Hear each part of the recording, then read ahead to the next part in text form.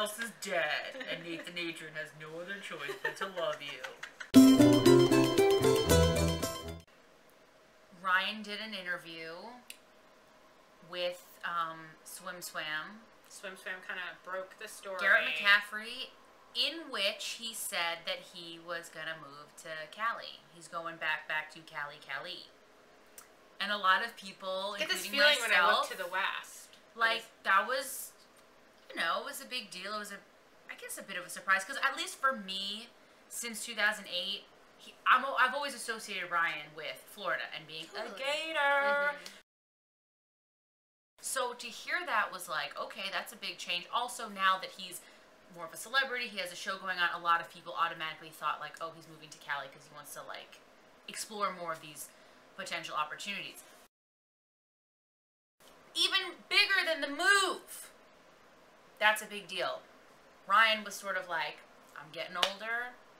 I come to these meets and I'm real beat up. I used to be able to swim in my briefs and do a good job. He's like, I might have to start wearing the suits, meaning he might have to start wearing jammers. Yes. You're right. Take a second. Think to get about some it. tissues. We're gonna cut to some photos. Now I know that this day, I think we all knew this day was gonna come, but I'm not ready to let go of the swim briefs. No.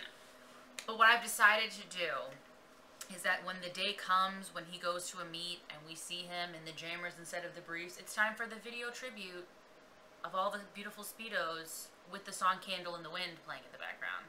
Because the candle will burn out long before the legend ever will.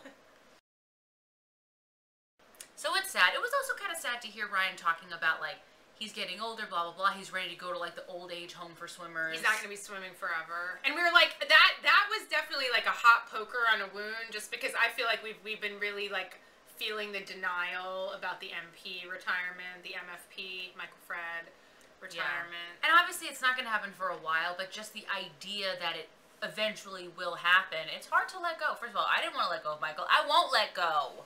Although I refuse to watch The Haney Project. But even so, it's like the idea that I'm like, I can't lose Ryan too. The golf is a pretty bitter pill. Ryan, don't go. Florida, Mr. Greg Troy, Coach Troy, it's all about high volume, like yards, like you are doing a lot of distance, just a lot of volume, a lot of stuff. And some people are not for that philosophy of training anyway. There's actually a very interesting article on Swim Swam if you want to read it about getting coached by Greg Troy and what that's like. I think it's like a smart, he needs to change some things up, or he might change his program, or he needs to, you know, it's like he is older. It's like when Michael Fred was eating like the 14,000 calories and doing all this stuff when you're like flying around and you're like 16, 17, it's like very different. And you need to take more time for recovery and things. So yeah, stay posted.